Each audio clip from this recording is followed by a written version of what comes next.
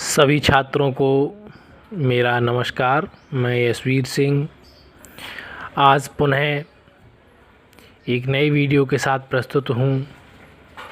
आज का जो हमारा टॉपिक है वह है प्रमुख अचालक प्रिंसिपल इंसुलेटर्स। जैसा कि हमने कल के वीडियो में बात की थी कि अचालक क्या होता है, अचालक के गुण क्या होते हैं, और आज हम बात करेंगे कि प्रमुख अचालक कौन कौन से होते हैं। तो प्रमुख अचालक जो हैं इंसुलेटर हैं, तो उनमें हमने यहाँ पर कुछ नोट किए हुए हैं। तो इन पर आइए हम चर्चा करते हैं, एक एक को समझते हैं, जानते हैं इनके बारे में। सबसे पहला जो है वो है शुष्क हवा, ड्राई एयर। तो यह सबसे अच्छा अचालक पदार्थ है, परंतु नमी में इसकी जो अचालकता है वो प्रभावित हो जाती है। ओवरहेड लाइनों में जो नंगे तार होते हैं धातु के, वो प्रयोग किए जाते हैं और उनके बीच हवा जो है वो किसका काम करती है, अचालक का कार्य करती है। अच्छा, लाइन को नमी से अप्रभावित रखने के लिए प्रत्येक दो चालकों के बीच पर्याप्त दूरी रखी जाती है। जब हम ओवरहेड लाइन में जब लाइनें हम यहाँ पर व्यवस्थित करते हैं तो जो एयर है, यहाँ पर जो वायु है वो क्या है, वो अचालक पदार्थ का काम करती है, उसी की तरह व्यवहार करती है। अगर इनकी हम दूरी कम कर देंगे, मान लीजिए दूरी कम है, तो फिर इनमें क्या होगा, ये एक दूसरे के संपर्क में आकर के और ये शॉर्ट सर्किट का काम करेंगी और हमारी जो सप्लाई होगी उसको नष्ट करने का या उसको बाधा पहुंचाने का काम करेंगी। तो इनके बीच जो है दूरी है वो कैसी होनी चाहिए, पर्याप्त दूरी होनी चाहिए। इनके आपस में जो दूरी है वो पर्याप्त होनी चाहिए और जो इनके बीच जो गैप है जहाँ पे वायु है, तो वो क्या काम करती है, अचालक का व्यवहार या अचालक का काम करती है वायु। लेकिन इस वायु कैसी होनी चाहिए, सूखी होनी चाहिए। अगर मान लीजिए यहाँ पर नमी युक्त वायु है, तो नमी युक्त वायु जो है वो फिर उतनी अच्छी अचालक जो है अचालक नहीं हो सकती है।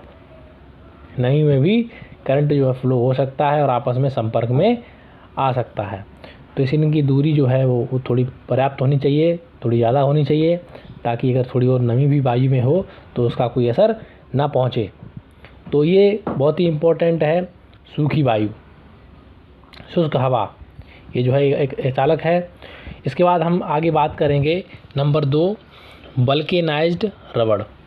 वल्केनाइज्ड रबड़, तो ये जो है साधारण रबड़ में ऊष्मा प्रक्रिया से गंधक और जिंक ऑक्साइड मिलाकर वल्केनाइज्ड रबड़ तैयार किया जाता है। तो वल्केनाइज्ड जो रबड़ है वो किससे मिलकर बनता है, वो आपका गंधक और जिंक ऑक्साइड, ये दोनों मिलाकर के वल्केनाइज्ड रबड़ तैयार की जाती है। और इसका उपयोग विभिन्न प्रकार के तारों और केबल में इंसुलेटर कवरिंग, यानी कि हम कह सकते हैं अचालक आवरण के रूप में किया जाता है। अचालक आवरण, जैसे मान लीजिए कोई केबल है और उसके ऊपर जो आवरण चढ़ा रहता है, जो उसके ऊपर जो लेयर चढ़ी रहती है वो किसकी, इंसुलेटर की, तो उसमें भी इसका हम प्रयोग करते हैं वल्केनाइज्ड रबड़ का।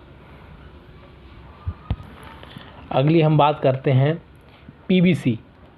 पीवीसी को हम पॉली विनाइल क्लोराइड, पीवीसी का पूरा नाम पॉली विनाइल क्लोराइड होता है पीवीसी। तो ये भी एक बहुत अच्छा अचालक पदार्थ है और जो कि वल्केनाइज्ड रबड़ की अपेक्षा अधिक टिकाऊ होता है। ये जो है वल्केनाइज्ड रबड़ है उसकी अपेक्षा ये जो है ज़्यादा अच्छा होता है, टिकाऊ होता है, क्या, पीवीसी। अच्छा, आजकल जो है रबड़ के स्थान पर पीवीसी का प्रयोग किया जा रहा है रबड़ की जगह जो है, वल्केनाइज्ड रबड़ की जगह पीवीसी का ही इस्तेमाल किया जा रहा है। अगली हम बात करेंगे एवोनाइट। एवोनाइट जो है ये भी एक कुचालक है और ये बहुत अच्छा कुचालक पदार्थ है और ये जो है वल्केनाइज्ड रबड़ की अपेक्षा अधिक टिकाऊ होता है और इसका जो है ये कठोर रबड़ जैसा होता है। ये रबड़ के जैसा ही होता है लेकिन थोड़ा कठोर होता है, जो कि लगभग 180 डिग्री सेंटीग्रेड पर जलने लगता है। अगर हम 180 डिग्री सेंटीग्रेड का तापमान कर दें तो ये जलने लगेगा और ये अम्लों से क्रिया नहीं करता है।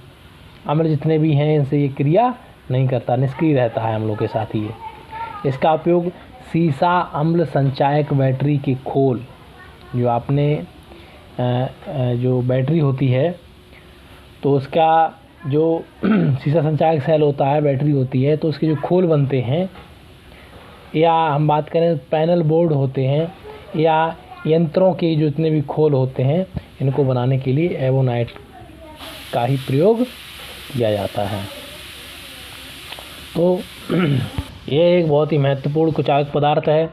इसके बाद इसका एक अन्य रूप भी है, वो है क्या? वल्केनाइट। वल्केनाइट भी ऐसी एवोनाइट का ही एक रूप है।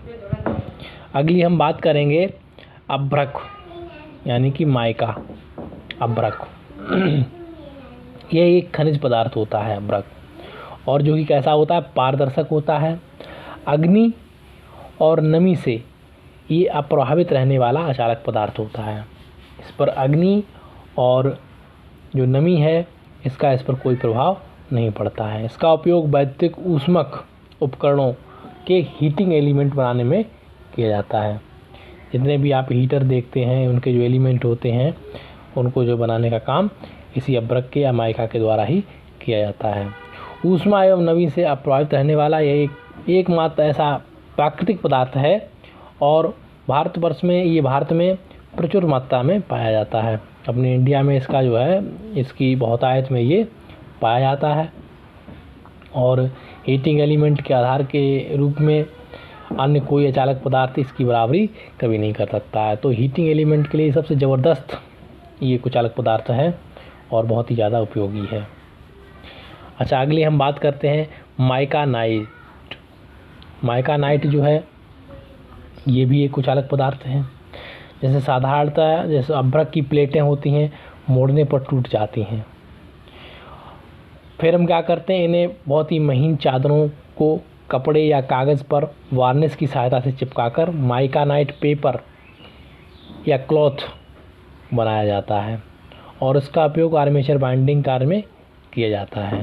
जैसे आपने देखा होगा कि जो आर्मेचर बाइंडिंग होती है, कभी आप पंखे वाली दुकान पे जाएंगे तो जो बाइंडिंग होती है तो इनके बीच में हम क्या करते हैं, जैसे इस तरह की एक पेपर लगा होता है। पेपर आपने देखा होगा, इस तरह से पेपर लगा होता है। तो ये पेपर किसका होता है? वो माइकानाइट का ही पेपर होता है। इस पर जो इंसुलेटर होता है, माइका होता है, वो उस पर एक बहुत महीन पाउडर की तरह उस पर लेप होता है उस कागज़ पे, और वो जब लगा देते हैं तो तोड़ने मोड़ने पर वो टूटता नहीं है। अगर हम साधारण अभ्रक की बात करें तो ये मोड़ने पर टूट जाएगा, जबकि माइकानाइज्ड एक पेपर पे लिपटा हुआ, एक चिपका हुआ ऐसा पेपर बन जाता है जो कि तोड़ने पर मोड़ने पर वो टूटता नहीं है और आसानी से उपयोग में लाया जा सकता है। तो इस पेपर को यहाँ पर लगाकर इंसुलेटर काम करता है बहुत ही अच्छा।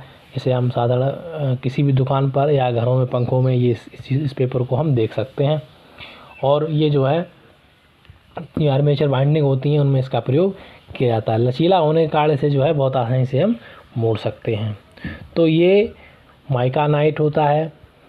तो ये आज के वीडियो में हमने ये लगभग 6 प्रमुख अचालक के बारे में जाना।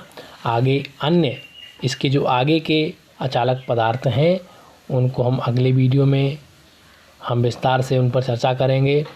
आज के वीडियो में इतना ही, और लगातार आप सभी देखते रहें वीडियो को और नोट्स बनाते रहें। तो आज के वीडियो में इतना ही, फिर मिलते हैं। धन्यवाद, नमस्कार।